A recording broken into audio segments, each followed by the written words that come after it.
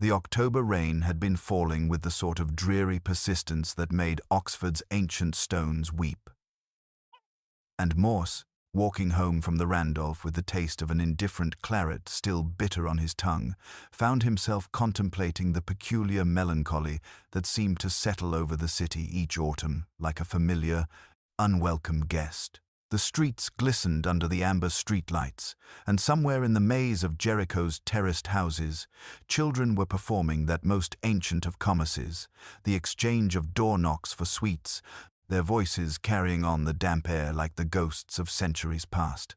He paused at the corner of Walton Street, not from any particular purpose, but from that vague reluctance to return to his empty flat that had become as much a part of his evening ritual as the crossword puzzle that would defeat him later. The scaffolding around the new recording studio caught his attention. One of those modern intrusions into Oxford's carefully preserved medievalism that always seemed to him like a discordant note in an otherwise perfect symphony. Through the rain-streaked window, he could see the warm glow of interior lights and the silhouette of a man seated before a microphone, his voice carrying faintly through the glass with that particular intimacy that only comes from speaking to an invisible audience. He answered the Haloween door, the voice was saying, each word measured and deliberate, carrying the weight of practiced performance. No one was there. The phrase caught Morse like a fishhook, sharp and unexpected. There was something in those simple words that seemed to resonate with his own condition, the eternal answerer of doors that opened onto emptiness, the perpetual seeker of connections that dissolved at the moment of contact. He stood there for a moment longer than was strictly necessary, listening to the rain and the distant laughter of children, feeling that familiar ache in his chest that he had never quite learned to name. The walk home took him through streets that seemed unusually quiet for Halloween night. Past colleges whose windows glowed with the warm light of academic sanctuary, past pubs where the conversation flowed as freely as the beer, past all the small theaters of human connection from which he felt perpetually excluded. His flat in Jericho welcomed him with its customary silence, broken only by the gentle hiss of the radiator and the distant sound of a police siren somewhere in the city's depths. He poured himself a modest whiskey, Glenfiddich, nothing fancy, but honest enough, and settled into his armchair with the evening's Times. The crossword, as always, beckoned with its promise of intellectual satisfaction, though he knew from long experience that satisfaction would prove as elusive as everything else in his life. Tonight's puzzle seemed particularly challenging, filled with the sort of cryptic clues that required not just knowledge, but a certain twisted ingenuity that he wasn't sure he possessed. Voice without body read one clue. 10 letters. He stared at it for a long moment, pen hovering over the grid, thinking of the man in the recording studio and his disembodied words floating through the rain-soaked night. Acousmatic, perhaps? But that was 11 letters, and besides, it seemed too obscure even for the Times. The whiskey warmed him from the inside, and he found his thoughts drifting back to that phrase he had heard through the studio window. He answered the Haloween door. No one was there. There was something almost mythic about it, something that spoke to deeper truths about human nature and the eternal disappointment of expectation. How many doors had he answered in his own life, only to find emptiness on the other side? Outside, the rain continued its patient work of washing the day's sins from Oxford's ancient stones, and somewhere in the distance, a church bell chimed the hour with that particular solemnity that only old bells possess. Morse set aside the crossword. The clue about the voice without body would have to wait for inspiration, and allowed himself to sink deeper into his chair, into the familiar embrace of solitude that was both his comfort and his curse. He thought, as he often did in these quiet moments, of the April that seemed always just beyond his reach, of possibilities that had withered before they could bloom, of words unspoken and chances untaken.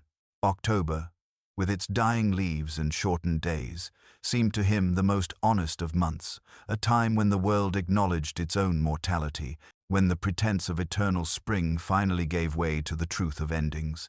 The whiskey glass grew warm in his hand, and the silence of his flat settled around him like a familiar coat. Tomorrow would bring its own mysteries, its own small tragedies and disappointments, but tonight there was only this: the rain on the windows, the whiskey in his glass, and the echo of a voice speaking to no one about doors that opened onto emptiness. Somewhere in Oxford, he knew, real doors were being answered, real connections were being made, real lives were being lived with all their messy complications and unexpected joys. But here, in the sanctuary of his solitude, there was only the quiet ache of longing and the persistent, haunting echo of those words. He answered the Haloween door. No one was there.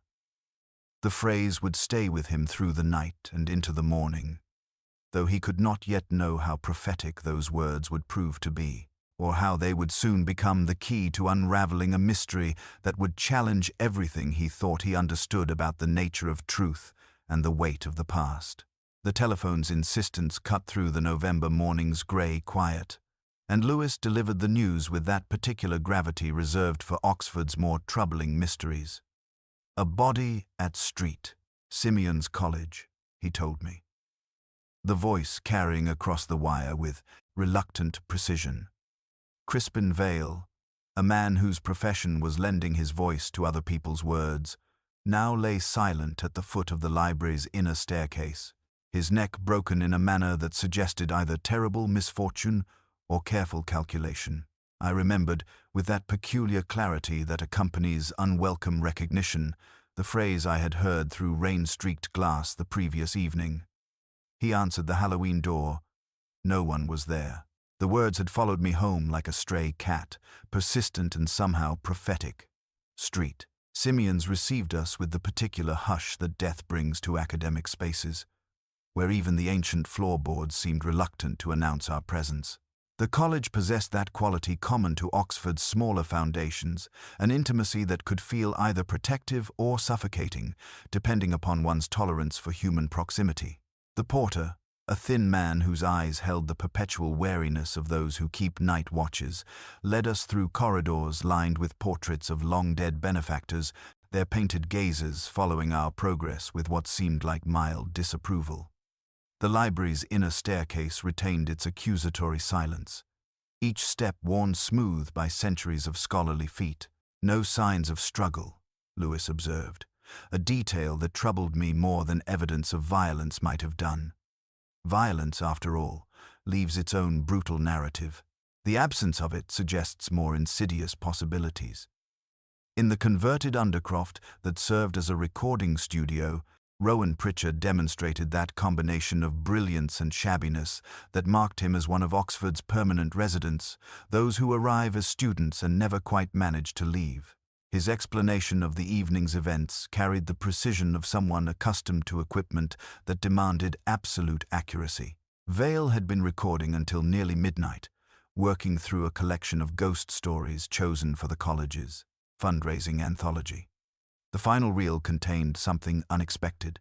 After Vale's measured conclusion to the last story, there came 3 knocks, a pause, then one more, followed by his voice speaking words that belonged to no written text. He answered the Haloween door. Pritchard played for us. No one was there. The phrase scratched against something old in my memory. The previous night's crossword had defeated me with a clue. Voice without body, 10 letters. I had circled the margin and surrendered. Acousmatic. I thought now, with the wince of belated recognition, a voice that refuses to reveal its source. The college's dramatis personae assembled like characters from one of those novels where everyone possesses both motive and opportunity. Dr. Isolde Trent, Fellow in English Literature, carried herself with the particular poise of someone who had learned to navigate academic politics without surrendering essential privacy. Her gaze refused comfort, and when she spoke of Vale's work, her words carried undertones I couldn't immediately decipher. Simon Kersey, the bursar, demonstrated that punctiliousness which marks certain academic administrators. His remark that October is the cruelest month struck an odd note, the wrong season entirely, though whether from nerves or ignorance remained unclear. The Reverend Matthew Alloway possessed that gently abraded quality of someone who had wrestled too long with faith and doubt. His description of running Compline at 9, then tending to students and their domesticated sorrows, carried the weight of pastoral routine.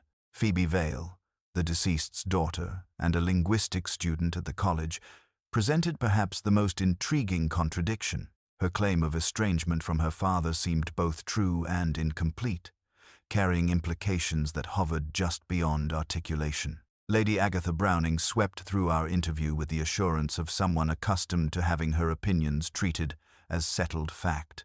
Her devotion to street simians appeared absolute, though I sensed beneath her charitable enthusiasm a steel that might prove less benevolent under pressure. As we departed through corridors that whispered with centuries of accumulated secrets, I found myself thinking of that final recording, a voice speaking words that belonged nowhere, addressing an audience that existed only in imagination.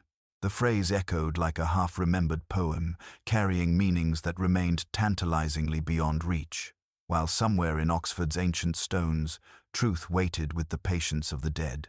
The staircases at Street Simians imposed their own measured rhythm, each step worn smooth by centuries of scholarly feet, while portraits of forgotten benefactors observed our progress with that particular mixture of hauteur and disappointment that marks those who have outlived their relevance. The college possessed that quality common to Oxford's smaller foundations, an intimacy that could feel either protective or suffocating, depending upon one's tolerance for accumulated secrets.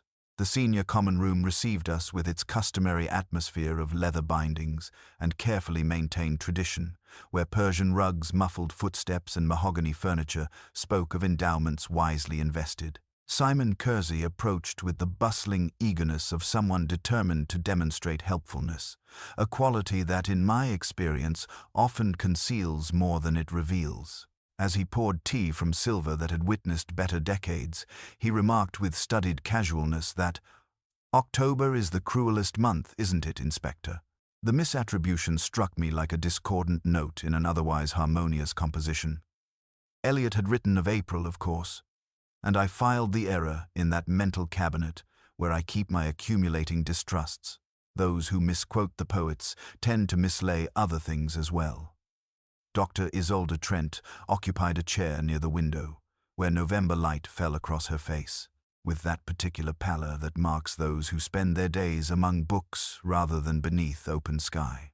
Her fingers worried a safety match with unconscious persistence, bringing it nearly to flame before extinguishing it against the matchbox, a gesture repeated with the rhythm of nervous prayer.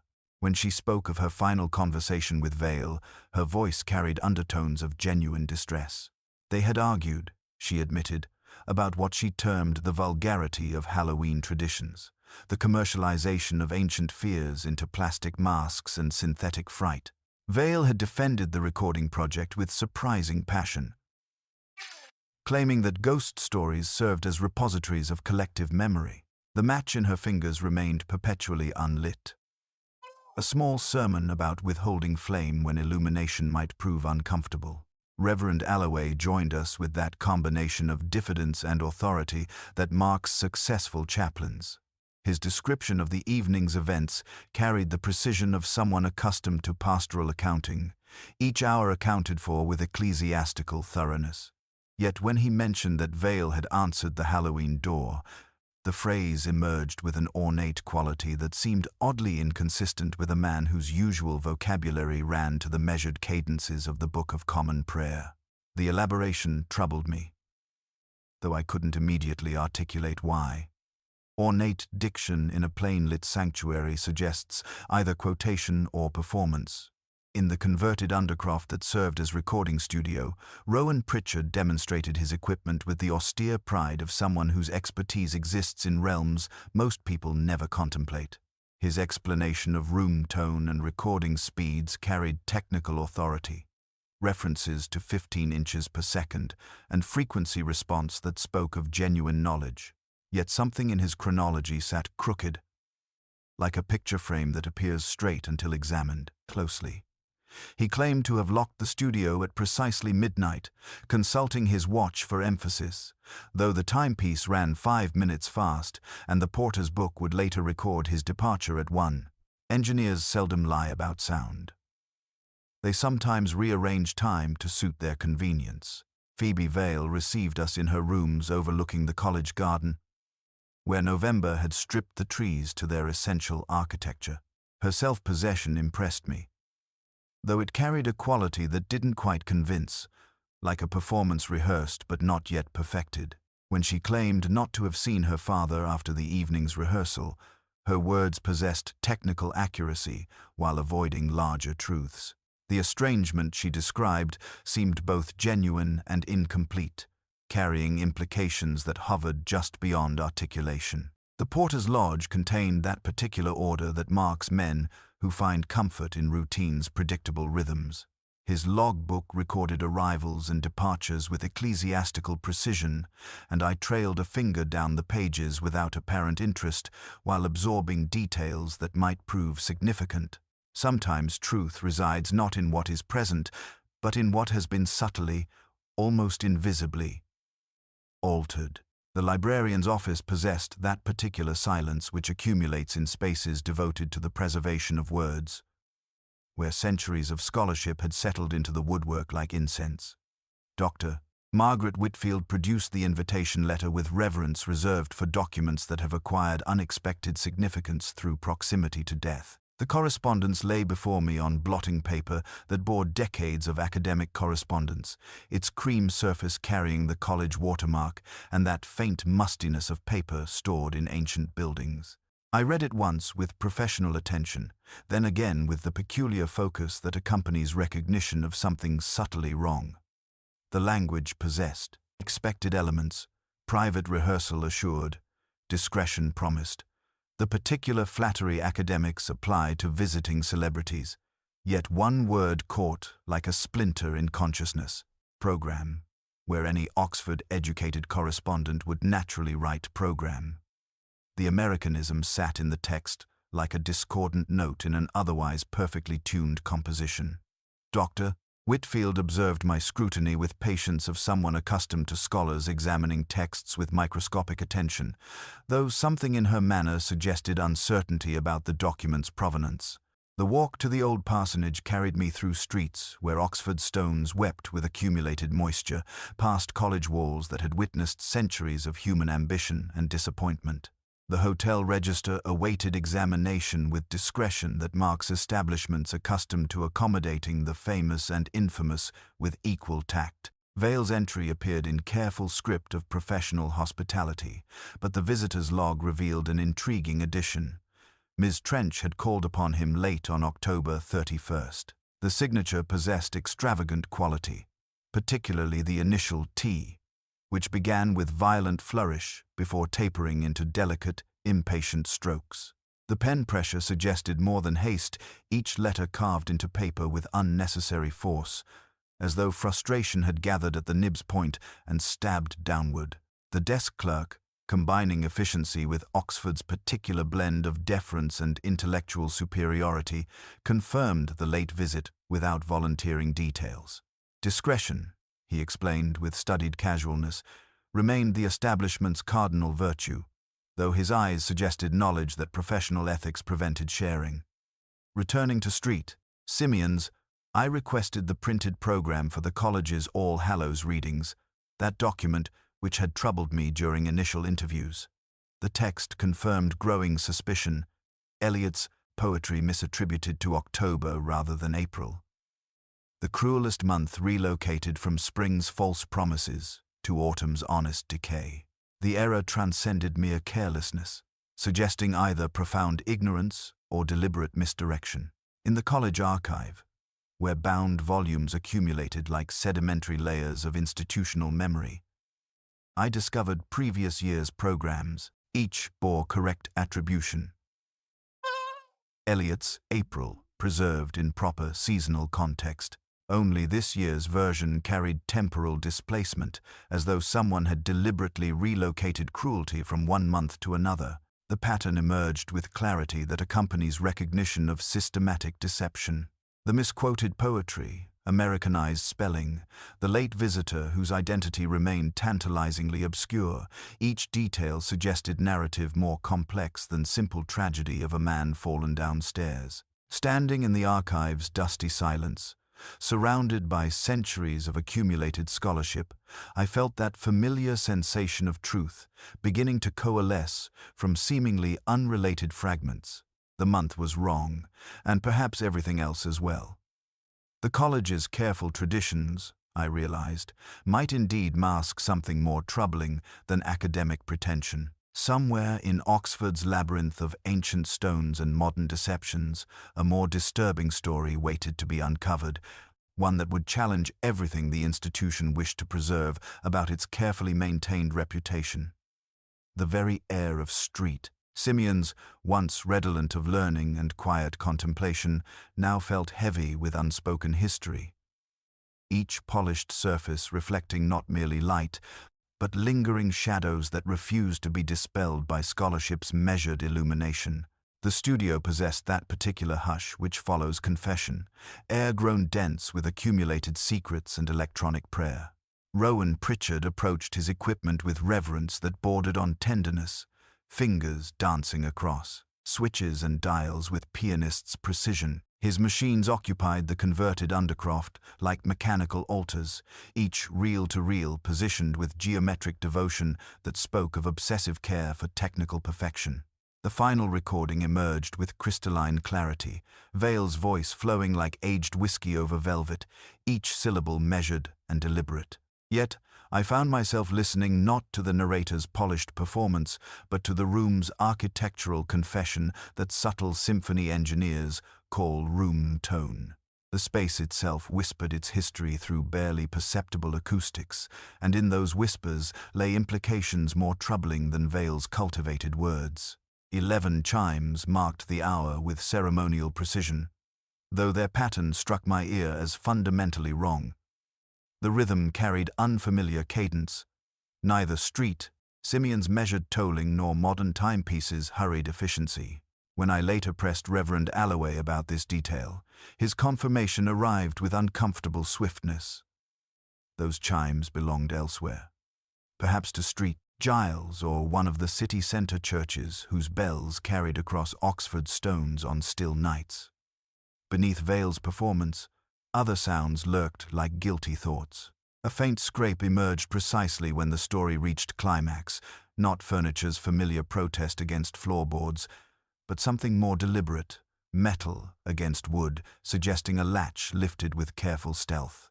The sound possessed intentionality that accident could not explain, as though someone had waited for the narrator's crescendo to mask their movement.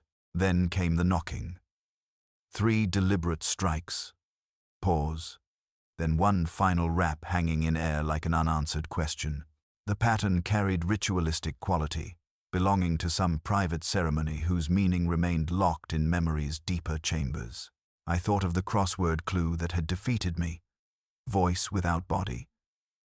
10 letters. Belated recognition sound without visible source, the disembodied voice refusing to reveal its origin. Pritchard's commentary accompanied playback with engineer's precision, explanations peppered with terminology demonstrating genuine expertise. Yet one phrase recurred with troubling frequency. "We printed that to half-inch tape," he insisted, though my observation revealed only quarter-inch equipment surrounding us.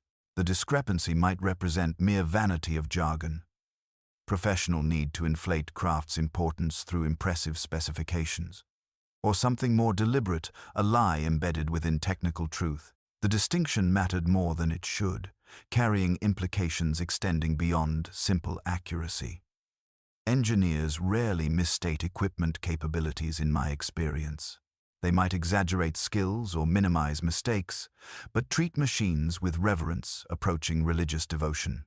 For Pritchard to claim half-inch when quarter-inch surrounded us suggested either profound self-deception or calculated misdirection. Lewis appeared in the doorway, attempting interest in technicalities that clearly mystified him. He asked whether knocks could have been added later. Pritchard insisted no splice existed there.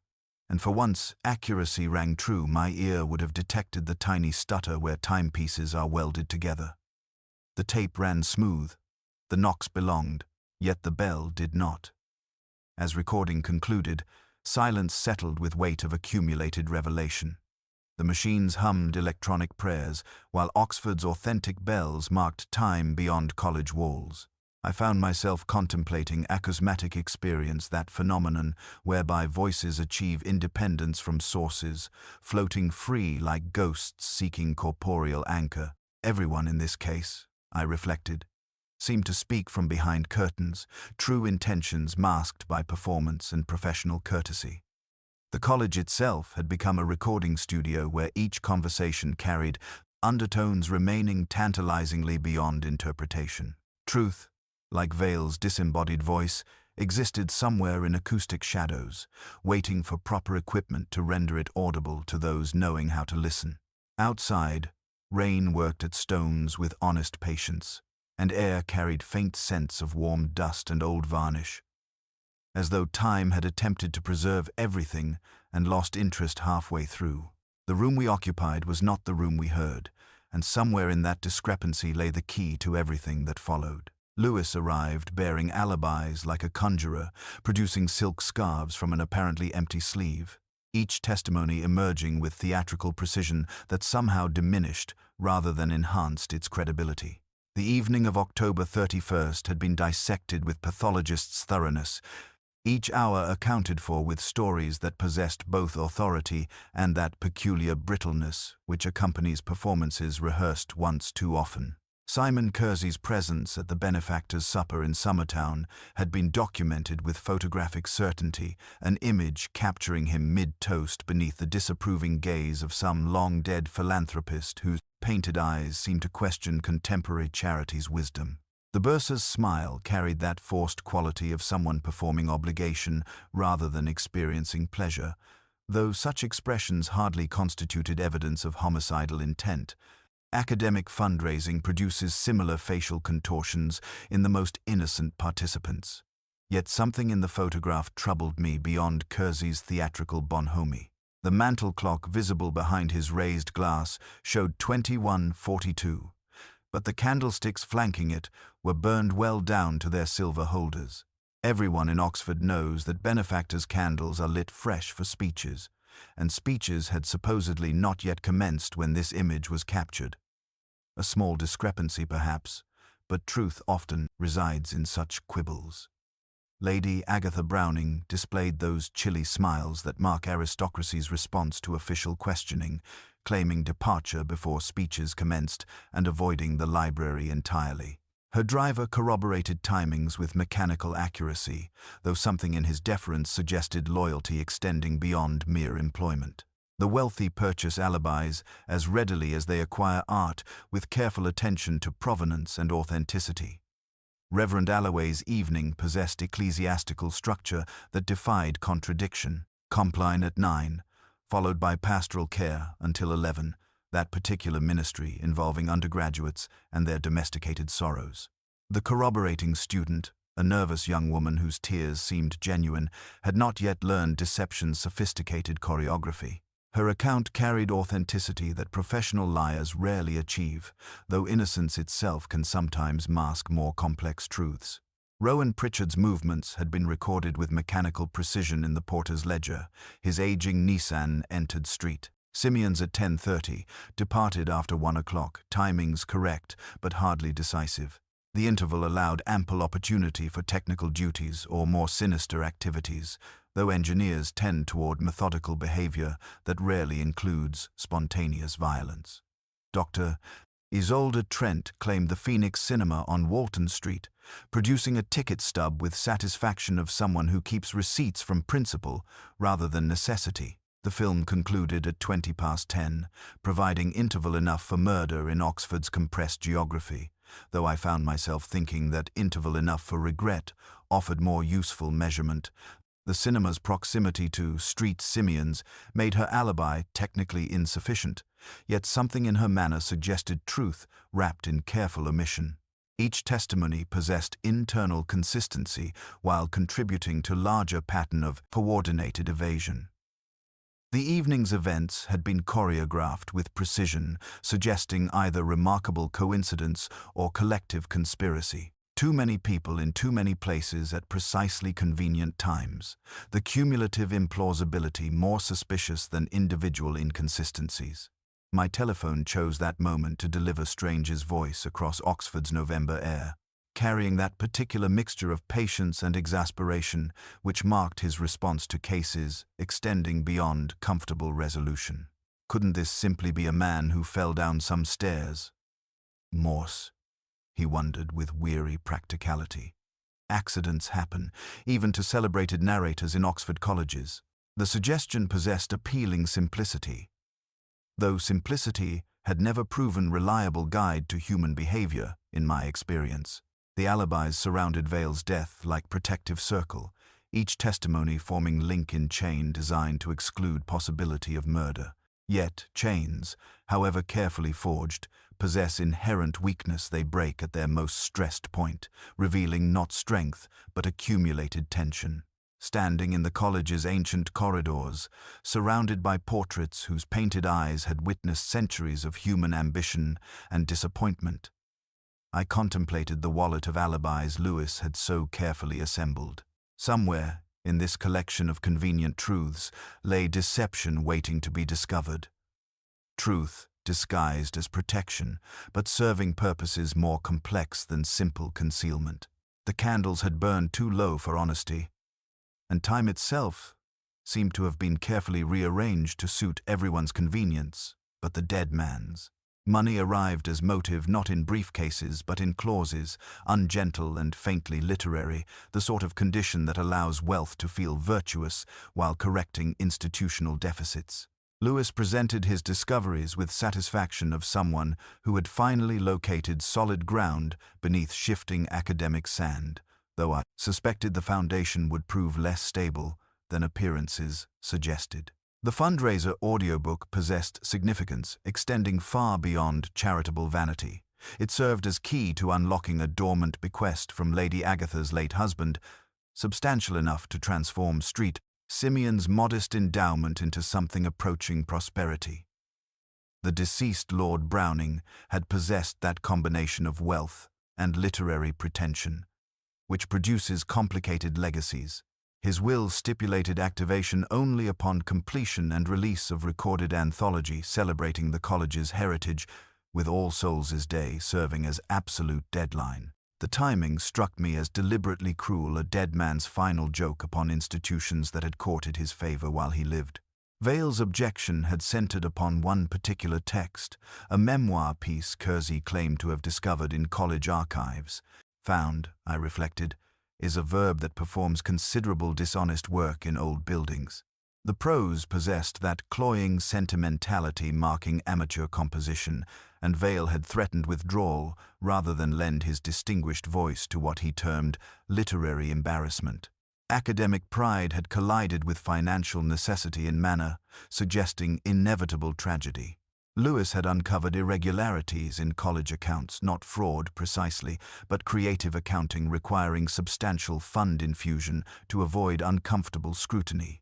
The bequest offered salvation, provided Vale could be persuaded or compelled to complete recording before deadline expired. The narrative possessed appealing simplicity. Kersey luring Vale with mysterious knock, perhaps claiming urgent revision to disputed text, then pushing him down library stairs in moment of frustrated rage. The story fitted Kersey like borrowed coat trim at shoulders of motive, loose at waist of opportunity.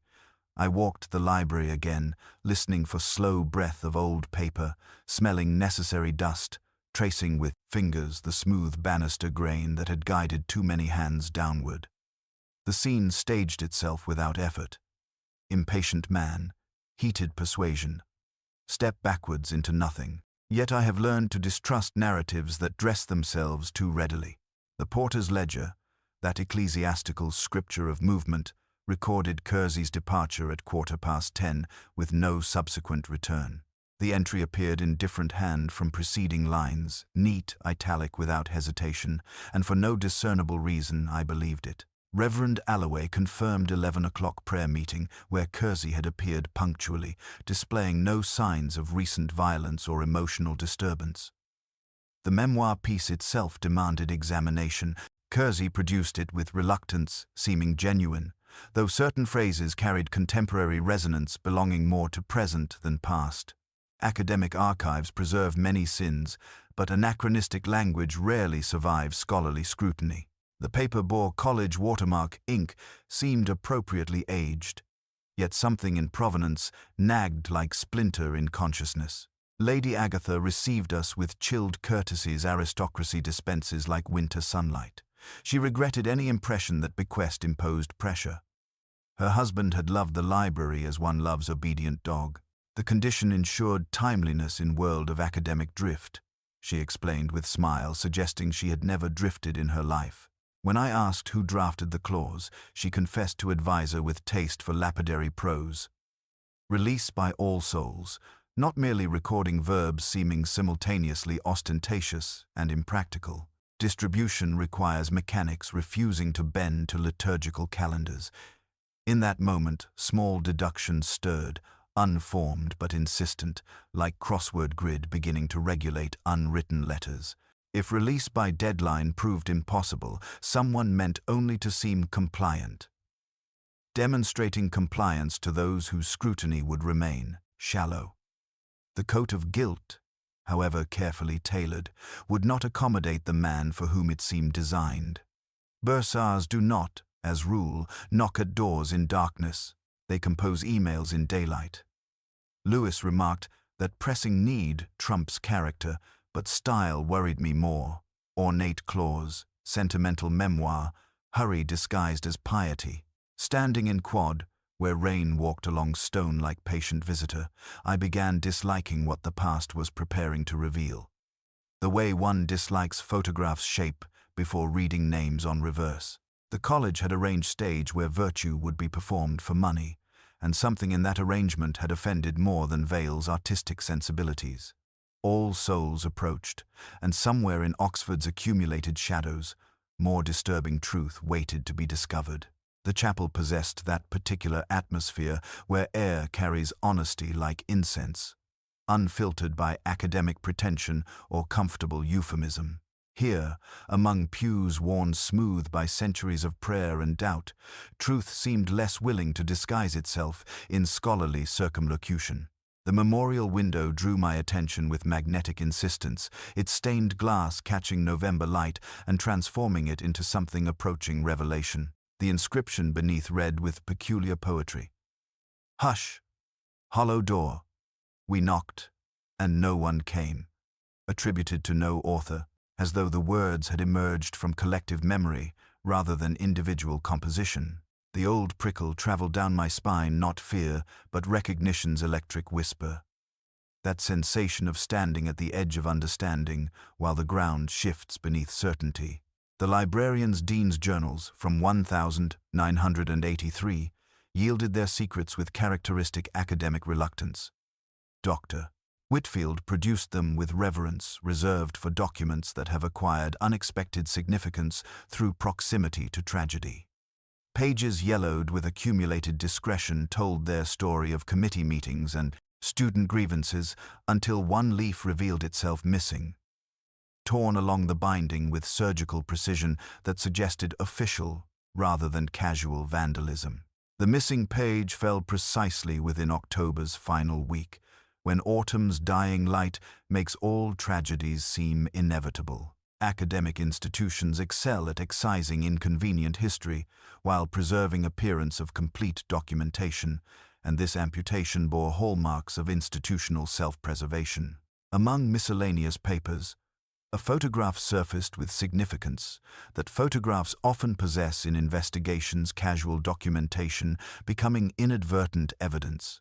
The image captured 3 young men outside the library, their poses carrying undergraduate confidence tempered by that vulnerability of those who have not yet learned to hide their hopes. Crispin Vale stood at center, lank-haired and intense, already possessing that self-assured charisma which would define his later career. Beside him, a younger Reverend Alloway, whose clerical collar seemed almost comically oversized for his boyish features. At the photograph's edge, half turned as though reluctant to face the camera directly, stood a third figure, whose eyes carried unmistakable resemblance to Dr. Isolde Trent. Hugo Trent, according to penciled notation on reverse dead within a week of this image, fallen on the same library staircase where Vale would later meet his end. The pattern assembled itself with geometric inevitability: trick knocking, student ritual, staircase, institutional cover-up. Oxford's colleges possess remarkable facility for transforming tragedy into tradition, preserving safety while allowing individual lives to shatter like improperly fired porcelain. I found Dr.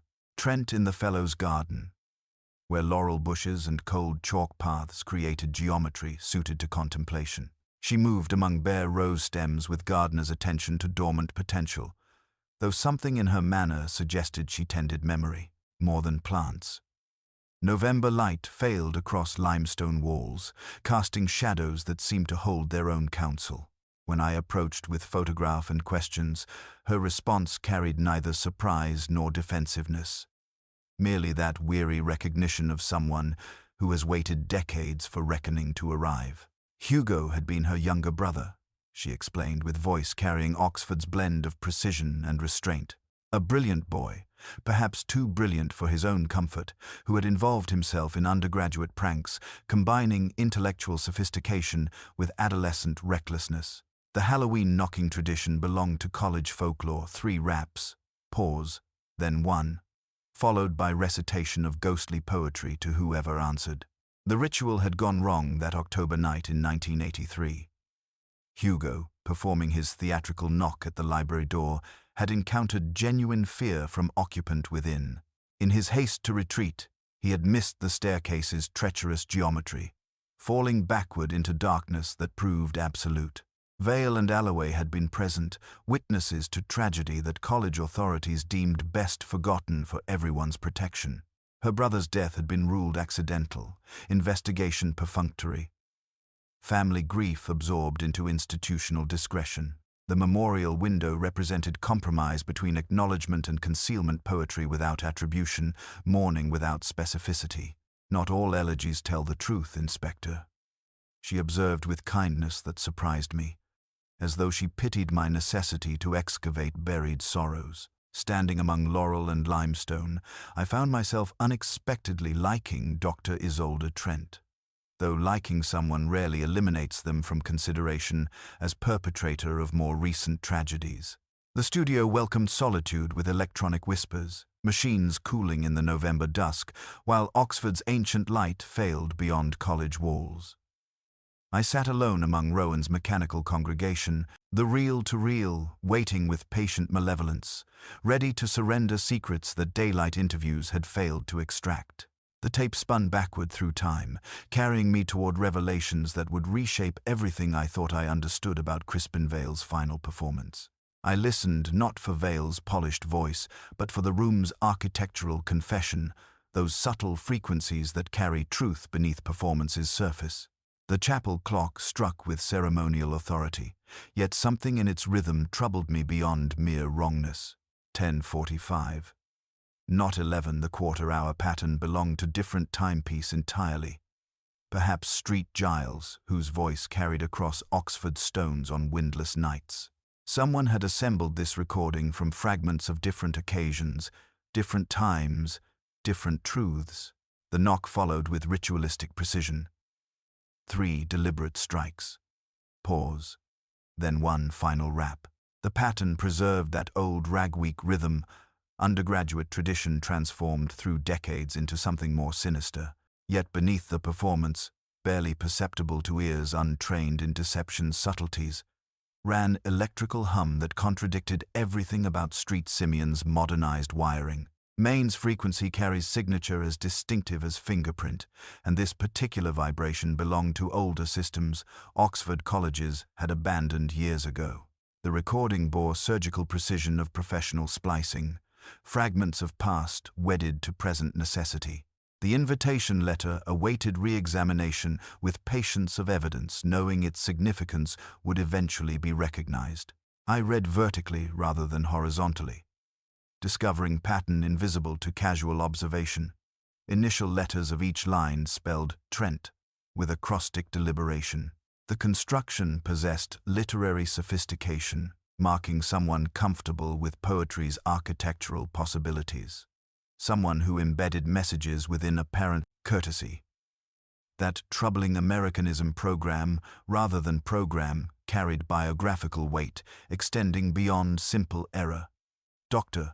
Isolde Trent's sabbatical at Brown University had left occasional linguistic residue in her otherwise impeccable English, small betrayals of temporary cultural absorption that academic precision could not entirely eliminate. The printed program's misprint October, substituted for April in Eliot's verse, represented editorial decision only its creator would permit, deliberate error serving purposes beyond mere carelessness. Yet one detail refused stillness, circling consciousness like persistent moth drawn to illumination's dangerous promise. During our initial interview, Dr. Trent had remarked with casual authority that Vale had answered the Haloween door, "Inspector," and no one was there. The phrase had emerged with quotations precision, as though she recited familiar text rather than describing unknown events. No one had told her those specific words. The tape remained unplayed to the fellows at that point, its contents known only to Rowan Pritchard and the dead man whose voice it preserved. Her knowledge suggested either remarkable prescience or intimate participation, familiarity with recordings' contents that innocent observation could not explain. The machines continued their electronic liturgy, while understanding assembled itself with geometric inevitability. Each element, the spliced recording, the coded invitation, the mislabeled program, served larger narrative whose architecture I was only beginning to perceive. Someone had spent considerable effort constructing elaborate performance, using technical sophistication to create illusion of spontaneous tragedy. Standing alone where truth and performance had become indistinguishable, I felt that familiar sensation of case beginning to resolve into human terms. The tape spun toward its leader with mechanical patience, each revolution carrying me closer to confrontation. I suspected had been decades in preparation. Somewhere in Oxford's labyrinth of accumulated secrets, someone had transformed grief into methodology, academic tradition into instrument of delayed justice. The studio breathed with accumulated understanding while November darkness gathered beyond ancient windows. Soon I would need to test these revelations against human reality, though I suspected the architect of this elaborate construction had been waiting years for precisely such examination, ready to explain everything with scholar's precision and poet's understanding of necessary endings. The porter's ledger yielded its secrets with reluctant precision, each entry recorded in that careful script which marks men who find meaning in small accuracies. The Jaguar bearing plates Oxy 512R had entered Street Simeon's at 22:18 on October 31st, a detail Dr. Trent had somehow omitted from our careful conversations about her evening's movements. At the old parsonage, the hotel register confirmed what handwriting analysis had already whispered.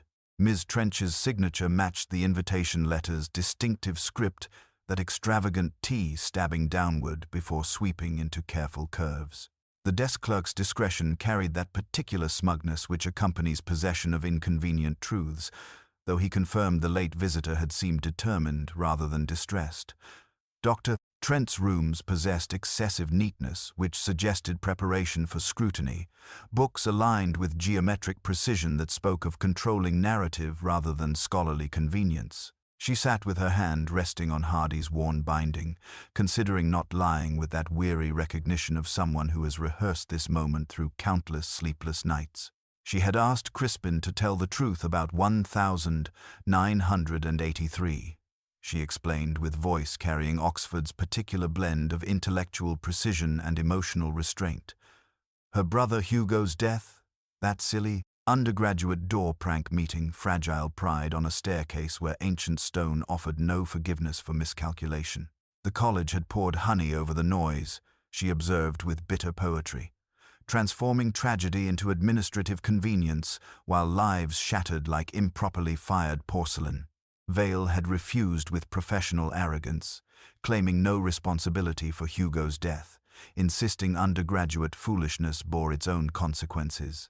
The college's discretion had protected everyone, he argued, though protection had come at cost of truth, and Hugo's memory remained buried beneath institutional convenience. "Using Rowan's old real engineers keep everything," she noted with appreciation for technical obsession. She had created a charismatic temptation for a man who could not resist perfect theatrical cues. The spliced recording combined Hugo's original Halloween performance from 1983 with contemporary elements. The borrowed bell chime from Street Giles, the carefully timed knock she had known Vale would come, drawn by mystery's professional allure and opportunity to demonstrate interpretive skills. The invitation's first letters spelling Trent, the American program betraying her brown sabbatical, the misattributed Elliot shifting cruelty from April to October, each element served larger narrative whose architecture I was finally perceiving. She had constructed elaborate performance, using academic sophistication to create illusion of spontaneous tragedy. The confrontation at the staircase's summit had involved little struggle, she admitted with scholar's attention to precise description. Vale, caught between past and present, between performance and truth, had stepped backward into nothing like stepping into a line break, she observed, the literary metaphor carrying weight that factual account could not convey. His retreat from her accusations had become literal retreat from solid ground, and gravity completed what grief had initiated. "I did not mean to kill him, Inspector," she said with voice carrying conviction courtroom testimony rarely achieves. "I meant to bring him down." The distinction struck me as both absurd and profoundly human. Semantic precision that mattered enormously to those who lived among words, while meaning little to those who dealt in consequences. The acrostic invitation, the spliced tape with its borrowed bells and ancient mains hum, the hotel register's careful deception, each element formed part of elaborate construction designed to lure Vale into confronting buried past. She had transformed grief into methodology, academic tradition into instrument of delayed justice. Standing in rooms where books outnumbered furniture and silence carried more weight than conversation, I felt the case closing around us like weather system, whose approach had been inevitable from the moment Vale answered that Halloween door. I, who had loved wrong people for right reasons throughout my own life, understood her motivations in ways professional duty required me to resist. The cruel month had claimed its victim, though whether October or April proved more devastating, remained matter for poets rather than policemen to determine. Outside, Oxford's bells measured somebody else's hour, while inside, the tape in my head ran on. 3 knocks, and 1, a landing where sentences break. The arrest proceeded with that particular discretion. Oxford reserves for academic embarrassments, institutional machinery adjusting around absent colleagues with practiced efficiency. Dr. Isolde Trent accompanied Lewis without protest, her departure managed with quiet professionalism that suggested the college had weathered similar storms before. The corridors absorbed her absence, like stone accepting rain, ripples spreading briefly before surface calm resumed. Lady Agatha's flowers arrived at the library before noon, white lilies arranged with inherited confidence, their card announcing sympathy from a house whose windows had forgotten how to open. The timing troubled me. Yesterday's postmark, posted an hour before we had informed anyone of the warrant. Anticipatory philanthropy, I reflected. That strange instinct which sends condolences ahead of judgment. By afternoon, her voice carried through Kersey's ill-fitted door, discussing different accounting holes that required attention, not the library roof this time, but ledgers requiring charitable revision. Rowan Pritchard appeared with confession polished by practical shame. He had doctored nothing that mattered, he insisted, but had billed for tutorial hours with students who never learned proper mixing and had borrowed tapes without permission because engineers keep everything and we all become our storerooms eventually. He gestured toward his equipment with rueful precision, half-inch because it sounded professional, quarter-inch because that was reality. He would accept the caution and keep his students and machines, asking with modest grace that suggested genuine contrition. Reverend Alloway presided over something resembling memorial service for no one in particular, late afternoon light falling through stained glass like indifferent blessing, a psalm about truth in inward parts, prayers for those whose names could not be spoken. 3 undergraduates, the librarian with reddened hands, a fellow choosing shadow beneath the west window. It felt less like absolution than institutional throat-clearing. I found Phoebe Vale in the small court behind the Porter's garden, folding her life into a car whose rear window bore ghost adhesive of expired permits. She would stay with a Summertown friend, she explained, the term having become too crowded with sympathy to permit thought. Her face, unguarded in profile, finally made sense. Grief had straightened features that had never quite convinced, removing coquettishness she had never really worn. On a box she had written semantics in careful capitals. A cassette sat beside her bag, Early Vale, recording of Hardy, plastic fogged from handling. She wondered whether to keep it, I suggested, in the way one warns against staring at eclipses, that she might do nothing for a time and let the object decide its own fate. Evening took me past Walton Street's studio, where a different producer leaned toward his microphone with pained sincerity, advertising mattresses and financial stewardship with equal cadence. Through rain-streaked glass, I witnessed another performance, another voice speaking to invisible audience, and wondered whether all human communication ultimately became acousmatic sound divorced from source, meaning separated from intention.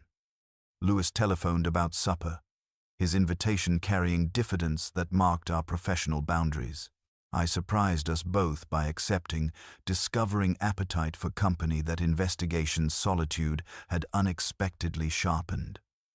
The prospect of solitary rooms and unfinished crosswords suddenly held diminished appeal. Later I completed the puzzle that had defeated me throughout this case. Acousmatic fitted perfectly 10 letters describing voice without body, sound refusing to reveal its source. The satisfaction carried bitter edge. Understanding arrived too late to prevent tragedy, but soon enough to appreciate its architectural elegance. I thought of wrong months displaced to serve convenience, colleges growing laurel over unsuitable burial grounds, institutional memory selecting which histories deserved preservation. Somewhere in Oxford's accumulated shadows, Hugo Trent remained 19, answering Haloween doors with undergraduate courage insufficient against ancient staircases and contemporary consequences. Street, Giles Bell struck something ambiguous, perhaps 10, perhaps 11. Time itself rendered uncertain by distance and weather. I sat longer than necessary, whiskey warming in glass, waiting for knock I knew would never come, measuring silence against door and discovering that some doors answer only to memory's patient persistence.